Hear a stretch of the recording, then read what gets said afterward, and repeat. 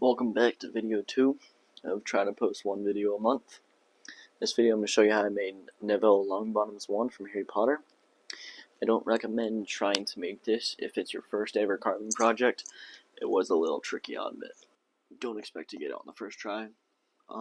This took a lot of work and a lot of brain farts. It's pretty tricky.